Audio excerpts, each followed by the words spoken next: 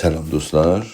Əziz Doktor Əsəd Təğizadə mənə bir sual yönətmiş qrupda.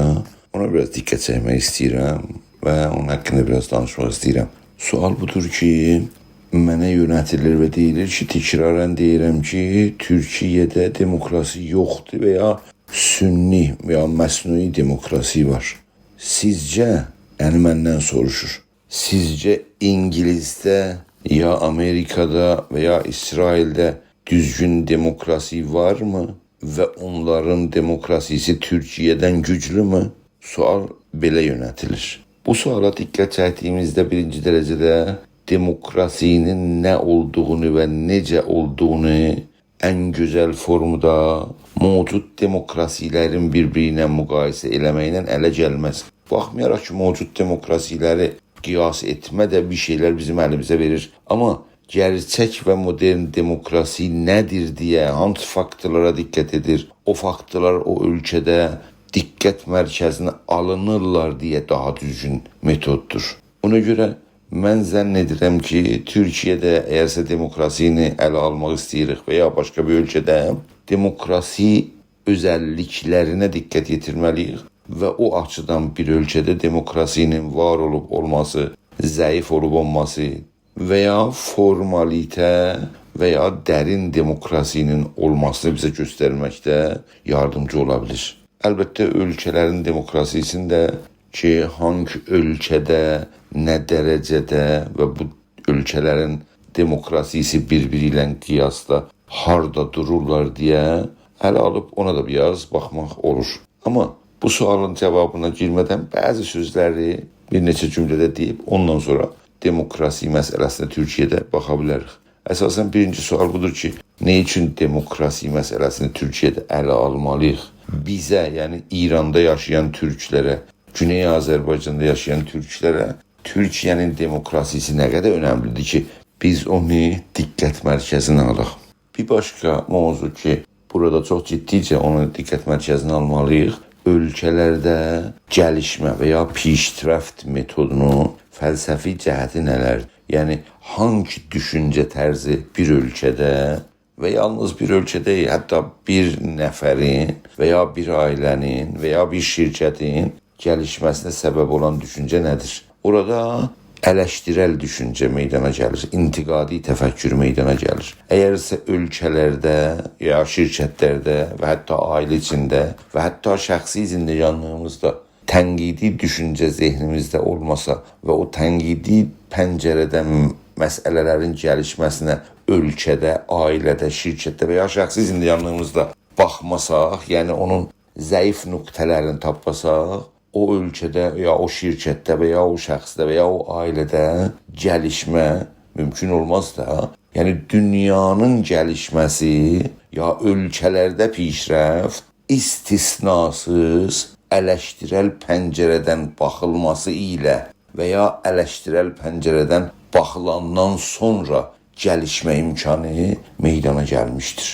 Yəni ələşdirəl düşüncə gəlişməyə səbəb olan düşüncədir. Yəni, ələşdirəl düşüncə mövcud vəziyyəti qəbul etmir və mövcud vəziyyətdən daha gəlişmə bir duruma gəlmək üçün o tənqidi baxış və ya ələşdirəl düşüncə vəziyyətin analizindən o vəziyyətdə gəlişmək üçün yeni stratejilərin ələ alınması və ya meydana gətirilməsi söz konusu olur və yeni stratejilər toplumu bir addım və ya bir neçə addım önə götürür. Bu düşüncənin qarşısında, yəni ələşdirəl düşüncənin qarşısında gələneksel düşüncə və ya ənənəvi düşüncə vardır. Gələneksel düşüncə mövcud vəziyyəti doğru bir vəziyyət bilir və onun hətta təmcidində fikir ürətir. Və sözdə də gəlişməni, inkişafı dilə gətirsə də, amma mövcud vəziyyətin dəyişməsinə təşəbbüs edənlər, yəni intiqadi pəncərədən mövcud vəziyyətə baxanlara qarşı daima təpkisəl davranırlar. Bu düşüncə, yəni gələneksel düşüncə toplumlarda ümumiyyətdə siyasi iqtidarların ölkədə olan mövcud vəziyyəti tövcih etmək üçün gələneksel düşüncəyə müraciət olunur. Media vasitələri gələneksel düşüncələri daha çox təbliğ və tərvic edir. Bu türlü toplumlarda komplo teoriyalarını meydana gətirməklə mövcud vəziyyətin səbəbini ölkənin içində devlətin siyasətləri deyil, bəlkə xarici qüvvələrin və ölkənin xaricindən gələn siyasətlərlə bu günə düşmüşdür kimi cəmaətin zehninə yedirtməyə çalışılır. Bu şivə istibdadi ölkələrdə və ya yarımçılıq demokrasisi olan ölkələrdə daha çox yaygındır. Məsələ, insan Avropa televizyonlarından və rəsmi mediasından heç zaman bir komplo teorisyəni dəvət olub bu medialarda danışmaz. Amma geriyə qalmış ölkələrdə, məsələ İran kimi dini istibdadın mediasına baxdığımızda tamamən komplo teorisi əsasında tamamı bəlalar iki ölkədə vardır. Hamısını xarici devlətlərin siyasətindən nəticə olan bir şey kimi cəmaətin zehninə yedirirlər. Yarım demokrasilərdə də bu şivə az-çox yaygındır. Məsələ, Türkiyənin mediasında da komplo teorisyenləri az zəmini işgal etmirlər təəssüflə. Amma siyasətə və demokrasiyə gəldiyimizdə bəzi dostlar Türkiyəni İranla qiyas edirlər. İran siyasi gəlişmə sahəsində sıfırdədir. Yəni dini istibdad var. 200 il, 250 il bundan qabaq mənsux olan bir sistem bu gün İranda hakim bir sistemdir. Türkiyəni geriyə çəkmə və ya Türkiyəni gələneksel bir baxış açısı ilə bugünkü durumda saxlamaq istəyənlər Türkiyəni İranla müqayisə edirlər. Ya baxın, İranda məsələn heç seçim yoxdur, azad seçim yoxdur. Məsələn Türkiyədə seçim vardı deyə qələm verirlər. Halbuki Türkiyəni dünyanın ən gəlişmiş ölkələri ilə qiyasda analiz etmək lazımdır və Türkiyədə o açıdan zəfiyyətləri görüb onları cübran etmək üçün yeni stratejilər gəlişdirmək lazımdır. Mənim baxışım Türkiyədə də bu pəncərədəndir. Amma önəmli sualın cavabı qaldı. O da bu idi ki, Türkiyədə gəlişmə və demokrasinin dərinləşməsi və modernləşməsi biz türklərə Güney Azərbaycanda və ümumiyyətlə İran çapında nə verir deyə düşünməyimiz lazımdır. İranda Türk xalqının onurunu, qürurunu keçən yüzildə daxili istismar siyasət çərçivəsində əzib ayaqlamışlar.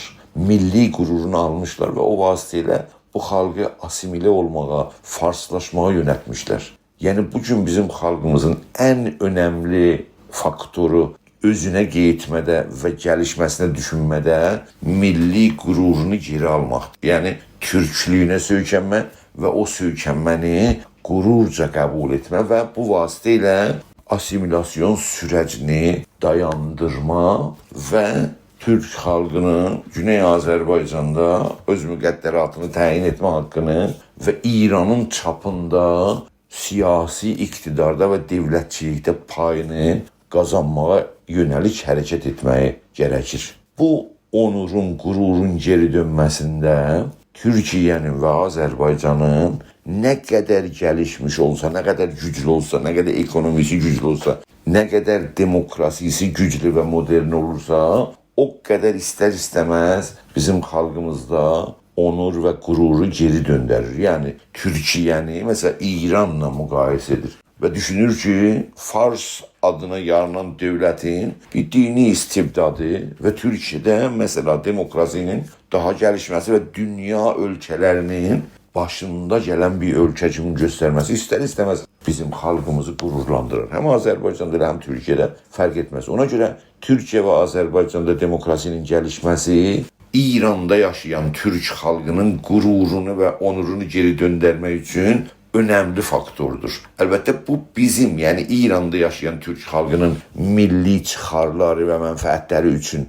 dəyərləndirilməsi lazımdır. Yoxsa Türkiyədə də yaşayan xalq, türklər və ya Azərbaycanda hər kəs yaşayırsa türk və ya qeyri-türk, orada nə qədər güclücə və nə qədər demokratik və nə qədər onurlu bir yaşam əldə edirsələrsə, nə mutlu bizə və ya nə mutlu hər insana ki, bu ölkələrdə insan dəyərli və onurlu bir yaşam qazanmışdır deyə düşünmək lazımdır. Bura gəldiyimizdə qeydaq ki, Doktor Təğiyzadənin mənə verdiyi sualı. Əcəba Amerikanın, İngilisin və ya İsrailin demokrasisi Türkiye'nin demokrasisinden güçlü mü? Bu suala cevap vermeden birinci derece bilmeliyik ki demokrasi nedir ki onun güclü veya güçsüzlüğünü o faktörler esasında değerlendirip ve analiz edek. Bu sualın karşısına geldiğimizde bir seri faktörler bir düzgün, derin, demokratik bir yapının necə olmasını bize göstermektedir. Demokrasini düzgün bir demokrasi eden faktörlerin biri azad seçimler ve adilane seçimlerdir. Yani Türkiye'de azad seçim var. Acaba adilane bir seçim var mı? Mesela indi baktığımızda Ekrem İmamoğlu özünü Cumhurbaşkanı adayı ya kandidi tanıtırandan sonra sonucu Türkiye'de görür. Onun kandid olmasıyla diplomasının elinden alması, işinin elinden alması, azad yaşamının elinden alması, içeride oturması ve ondan sonra mesela muhalif cepheye da mesela CHP'ye geniş vasıtada hücumun gelmesi, seçilen belediye başkanlarının içeriye alınması ve durumun bir hakikaten felaketli bir vəziyyətə gəlməsini gözümün önündə görürük də. Buna ədalətli seçim deyilebilir mi? Nümunə olarak bunu deyirəm. Çoxlu faktörler var ki, onun hakkında danışmaq olar. Mesela İmamoğlu belediye başkanı olanda diplomu önemli değilmiş güya. Mesela İstanbul'a belediye başkanı olanda diplomu önemli değilmiş. Yani 16 milyon yaşayan bir şehrin idare etmesi, yönetmesi önemli değilmiş. Ama Cumhurbaşkanlığı kandilinde o diplom değerini elden verdi. Eğerse orada diplom yok idi, niçin 16 milyonluk İstanbul şehrini, başkanlığını ona tapşırılmıştı? Yani burada yalnız bir fakt getirmek istəyirəm ki, ədalətli seçimin olup olmaması söz konusudur. Detallara girirsək, çox böyük ve geniş meseleler vardır. Mesela mümkün bizim AKP taraftarı olan dostlarımız da indi cevap getirsinler. Yo elə yapmış, belə yapmış, belə olmuş. Yani medyada da Türkiye'nin medyasında metrif olan sözleri bura bir argüman kimi gətirir. Ama durumu adın çəkdiyim o eleştirel baxış açısından, intiqadi pəncərədən baxanda adın çəkdiyim kimi görünür. Yani seçim məsələsində ədaletin olmaması indi yalnız bu değildir. Başka faktörlere geldiğimizde izah edeceğiz ki o adalet çok zedelenmiş bir durumdadır. İkinci faktör bir demokrasinin gerçek ve modern bir demokrasinin olmasına hukuk üstünlüğüdür. Yani kuvve-i qezaiyenin müstakil olmasıdır. İndi 25 ildir bir partiya iktidardadır ve bu 25 ilde kuvve-i qezaiye ya yargı bölümünde değişiklikler, yeni seçilen məsullar hamısı iktidar partinin vasitəsilə olmuştur ve indi yani gördüğümüzde, vəziyyətə baxdığımızda ve müstakil analizlerinde değerlendirmelerini göz önümüze alanda orada hukuk üstünlüğünün ciddice zedelenmesini görmek çok rahatça mümkündür. Zaten her bir demokratik ölkədə bugünkü yapı ile bir partiye neçə devr, uzun devirde 20-25 yıl iktidarda kalmış olursa, o ölçeler her hangi ölçe olursa olsun, orada hukuk üstünlüğü çok büyük zərbələr görə bilər diye düşünmek lazımdır. Yani bu yalnız Türkiye değil, her bir demokratik ölkədə bugünkü parlamentarist yapı ilə bu duruma düşə bilər. Eğerse üçüncü faktı temel veya esas hak ve azadlıkları nəzərdə alırsa, Türkiye'de esas hak ve azadlıkların çalxantı bir halda olmasını görməktəyim. Onu mesela belə müqayisə etmək olar. Əziz Doktor Təğizadiyə bu misalı vura bilərəm. Mesela siz gedin Türkiye'de hakimiyyətlə muhalif olan partiyalarla danışın. Deyin ki, acaba burada esas hak ve azadlıklar riayet olur mu? Orada siz kesinlikle cevap alacaksınız ki, hayır, burada temel hak ve azadlıklar riayet olunmur. Hemen sual ile yaşadığınız ülkede, mesela İsveç'te muhalif partiyalara bu sual verin ki, temel hak ve azadlıklar İsveç'te riayet olur mu? Hiçbir partiya tapabilmezsiniz ki size desin ki, o burada temel hak ve azadlıklar çalxantılı veya ziyan görünmüş bir durumdadır. Niçin? Çünkü hukuk üstünlüğü bu ülkelerde bildiğimize kadar riayet olmaktadır. Halbuki Türkiyədə olan müxalifətin hər hansı bir parti ilə, məclisdə olan partiyalarla belə danışırsınız, bu sualın cavabını sizə bir böyük xeyir yox deyərək cavablayacaqdır. Demokrasilərin gəlişmiş halində çoxulculuq, kəsrətgirayı və fərqli kəsimlərin təmsil olunmaları gərəkir. Məsələ sən şiəsən, sünnisən, ələvisən, kürdsən, ərəbsən, hər nəsənsə həm qəbul olur, həm də rəsmiyyətə tanınır. Halbuki çoxulculuq və fərqlilik Türkiyədə istər-istəməz hər Türkiyəni bilənə bilir ki, elə bir vəziyyət yoxdur. Sonra sivil toplum quruluşların gücləridir ki, Avropada yaşayan insanlar sivil toplum quruluşlarının gücünü bir iktidarın qurulmasında, yasaların, qanunların yazılmasında tamamilə aydın və aşkardır. Halbuki sivil toplum quruluşlarına Türkiyədə müraciət edin. Hər zaman gedirik, gəlirik də, orada sivil toplum quruluşlarına sual verin və onların toplumda nə qədər güclü olub olmasının sorunun cavabını orada onlardan kəsin və ya yəqinlə ala bilirsiniz. Media azadlığı da bir başqa demokrasinin modern olmasının göstərisidir. Acaba Türkiyədə media azadlığı varmı? Bugün dəyərləndirməyə görə Türkiyənin mediasının %90 ta 95'ine qədər iktidara bağlı mediadır. Yəni Türkiyədə vətəndaş %95'i yalnız iktidarın səsini eşitir. Yəni müxalifətin səsini eşitmədə yalnız 5% fürsət vardır. Acaba bunun adı azad media mı? Media sahəsi Türkiyədə və dünyanın başqa ölkələrində də bir türlü analiz mövzusudur, ciddi analiz mövzusudur. Ama Türkiye geldiğimizde bugünkü iktidarın təsiratı Türkiye'nin medyasının kısıtlanmasında ve iktidara təllük tapmasında ve fərqli kəsimlərin toplumda səslərinin yankı bulmamasında, pejvacı olmamasında media azadlığından danışmaq əlbəttə ki ola bilməz. Başqa faktor desək, məsələ hesab verəbilirlik məsələsidir. Yəni dövlət və ya iqtidar işlərindən xalq qarşısında hesab vermə məsuliyyəti vardır. Acaba belə bir durum Türkiyədə meydanda mı? Kimsə iqtidardan hesab sora bilirmi? Əgərsə siz düşünürsünüz elə bir şey vardır. Bir şey demirəm, amma mənim düşüncəm elə bir düşüncə deyildir. Sonra ən mühümü olan faktor eğitim və bilincilik məsələsidir. Türkiyədə eğitim məsələsinin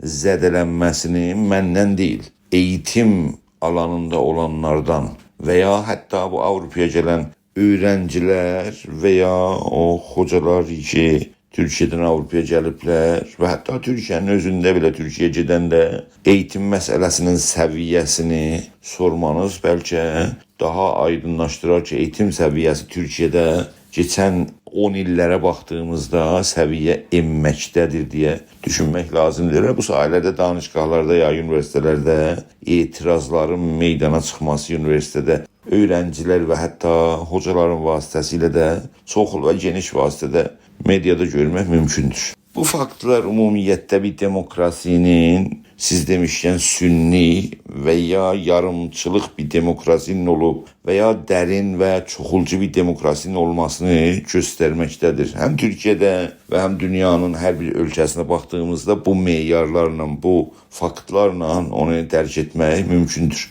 Əlbəttə ki, demokrasilər dünyada fərqlidirlər bir-birindən. Yəni çoxulcu bir demokrasi ilə çoxunluluq əsasında qurulan demokrasilər ya kəsrətgira demokrasilərlə əksəriyyətin səsinə dayanan demokrasi yerlə göy arasında bir-birindən fərqlidirlər. Yəni klasik demokrasidə çoxunluq ya əksəriyyət, yəni 51% məclisdə səs gətirdinsə, ölkəyə qərar verəcəklərin o 49% rəy cıqqırın çıxardanmayacaq. Onun adın bugün sosiolojisti araşdırmalarda əksəriyyətin diktatorluğu deyirlər. Qanuni bir diktatorluq yəni. Amma çoxulcu demokrasi elə deyildir. Çoxulcu demokrasi 2. Dünya Savaşından sonra verilən reformlarda, Birləşmiş Millətlərdə verilən reformlar, qadın haqları, uşaq haqları, azınlıqların haqları, Və bu türlü həqlər, o reformlar anayasalara yansıdıqca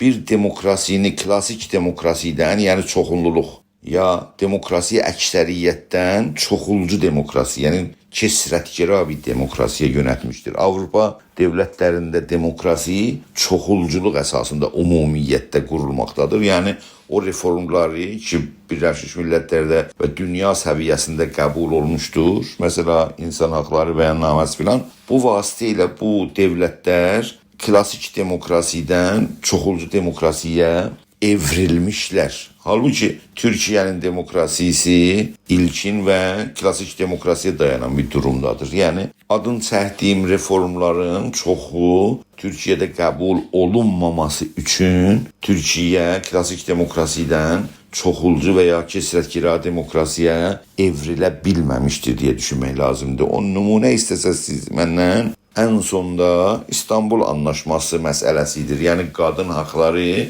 ailə içində qorunsun deyə İstanbulda Birləşmiş Millətlər tərəfindən bir anlaşma yazıldı ki, AKP o zaman onu imzalatdı və qəbul etdi. Sonralar bir neçə ildən sonra həmin AKP bu anlaşma, yəni İstanbul Anlaşması, ailə içində qadınların haqqını qorumaq, dini və ailə məsələlərinə sədmə və ziyan verir deyə imzasını geri aldı. Bunun nümunə olaraq demək istədim. Yoxsa məsələ daha çox geniş vasitədə araşdırılıb və baxmaq lazımdır. Bura gəldiyimizdə biraz da başqa faktorlar var. Yəni mənim özümə aid, özüm analiz etdiyimə aid faktorlar ki, bir demokrasinin güclü və ya gücsüz olmasını göstərmək mümkündür vasitə ilə. Məsələ, bir ölkədə zənginlik, yəni daha çox pullanma, daha çox gəlişmə, ekonomik sahədə gəlişmə o ölkədə demokrasinin dərinləşməsinə və çoxulcu olmasına səbəb olur. Və hətta Avropa demokrasilərdə ekonominin gəlişməsi və toplumun zənginləşməsi ilə demokrasi daha çox bu ölkələrdə gəlişmiş bir halə devrilmişdir. Bu ekonomik gəlişmələrdən bir sahə vardı ki, ona diqqət çəkmək istəyirəm, çox önəmlidir məncə. Bir ölkədə bir iktidarın və ya devlətin siyasətində o məmləkətdə pulun, paranın zaman keçdikcə dəyərin artmasıdır. Bir ölkədə zaman keçdikcə o ölkənin para biriminin ya pulunun dəyərin artması o ölkədə ekonomik sahədə gəlişmə vardır deyə düşünmək lazımdır. Amma həmin ölkədə para və ya pulun dəyərin itirməsi orada iqtisadiyyatın geri oturması və iqtisadi gəlişmə sual altına getməkdədir. İndi bu faktla və ya bu pəncərədən Türkiyənin para biriminə baxdığımızda, məsələ AKP hakimiyyətə gələndə 2003-də 1 dolar 1,6 lirə idi Türk lirəsi. İndi 1 dolar 40 lirədir. Siz burada paranın dəyərinin itirməsi və ya para dəyərinin əriməsinin yüksəkliyini görə bilirsinizmi? Yəni bu bizə deyir ki, Türkiyədə yaşam yoxsullaşmaqda, fakirləşmədə. Halbuki o ölkələrdəki para birimi və ya pul dəyəri artır, orada insanlar və yaşam zənginləşmədə və şərait daha çox gəlişmədədir ekonomik cəhətdən. Bu faktı niyə deyirəm? Fəqirləşmə demokrasini zəifləşdirir də. Fəqirləşmə dinçiliyi, ideolojik taxıntını, gələneksəlliyi daha çox kökləndirir də. Yoxsullaşma intiqadi düşüncənin zəminin alır və şəraitin ondan alır və komplo teorini onun yerinə qoyub və xalqa komplo teorilərini yedirtməklə vəziyyəti tocih etməyə çalışılır da. Bu sahədə də başlanğıcda bir neçə cümlə demişdim. Bu sahəyə başqa bir dəyər də artırmaq lazımdır. Məsələ, AKP hakimiyyəti gələndə Türkiyə dünyanın 16-cı iqtisadı idi. Halbuki son dəyərləndirmələrə görə ki, məsələ bunu deyirəm, bəlkə bir il bundan qabağın dəyərləndirməsini müstəqil ilə Türkiyənin ekonomistləri meydana qoymuşlar. Türkiyənin o keçən il baxda dünyanın 23-cü iqtisadına çevrilmişdir. Yəni 16-cından AKP gələndə 23-cü ölkəyə geriləmişdir. Yəni Türkiyədə bir türlü yoxsulluq keçən illərdə daha artmışdır. yoxsulluq artan bir ölkədə demokrasi artabilirmi, gəlişəbilirmi? Bu sualı hər bir bilən insana verirsən, cavabı xeyirdir. Bir yoxsulluğa gedən ölkə daha demokratikləşmə sürəcini həzm edib öz içində həll edə bilməz.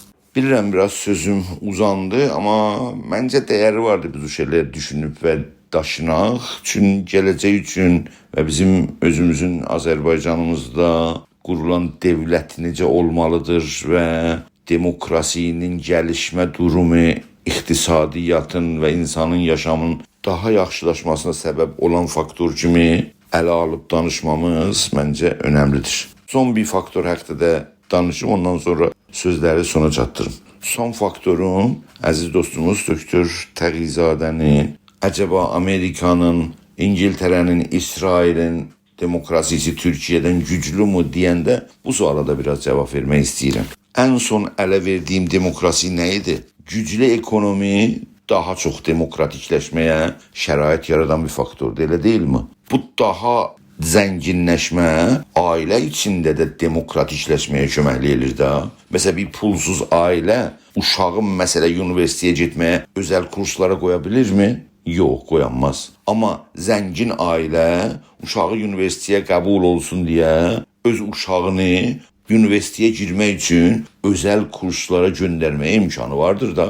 Məsələn, Türkiyədə və hətta İranda da bir öğrenci universitetə qəbul olur. Ailəsi yoxsul olduğunda çoxları, məsələn, başqa şəhərdə universitetə qəbul olublar. Ailənin yoxsulluğu, uşağa orada şərait yaratsın, ev tutsun, onun xərcini versin. Yoxsul olursa uşağı universitetə gedə bilməz. Amma ailə zəngin olsa necə? Ailə zəngin olsa uşağına orada ev tutacaq, imkan verəcək, uşağı da gedib təhsilatını alacaqdır. Ölkələrdə də zəngin olub yoxsul olma, ölkənin vətəndaşlarına bu dediyim təsiri direkt görmək mümkündür.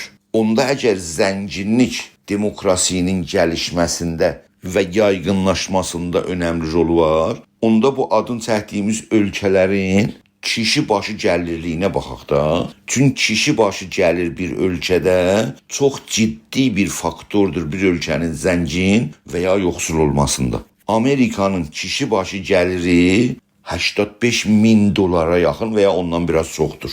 İngiltərənin isə kişi başı gəliri 52 min dolardır. İsrailə gəldiyimizdə kişi başı gəlir 58 min dolardır. Amma Türkiyəyə gəldiyimizdə kişi başı gəlir rəsmən 10 min dolar yazır. Amma Türkiyədə özəl araşdırmalar bunu göstərir ki, AKP hakimiyyətə gələndə kişi başı gəlir Türkiyədə 10 min dolarıdır. Amma keçən 25 ildən sonra, yəni bir il bundan qabağa qədər kişi başı gəlir 8500'e qədər inmişdir. Yəni, məsələ 10 min də desək, 10 min dolar kişi başı gəlir də desək, Amerika ilə ki 85 min dolardır, İngiltərə ki 52 min dolardır və İsrail ki 58 min dolardır kişi başı gəliri o ölkələrdə, Türkiyənin yoxsulluğu və ya zənginliyi ilə Amerika, İsrail və ya İngilisin zənginliyi və yoxsulluğu qiyas hala gələ bilirmi? Ələ verdiyimiz faktı ilə, yəni zəngin oldunsa daha demokrasi çoxdur, yoxsul olduqca daha demokrasi qısıtlanır deyə,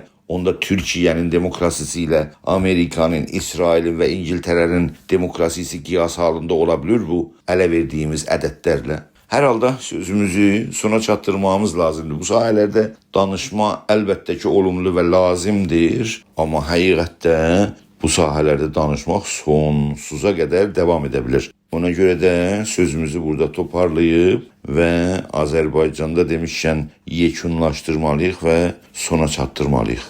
Hər halda zaman qoyub mənim sözlərimi dinlədiyiniz üçün çox-çox təşəkkür edirəm.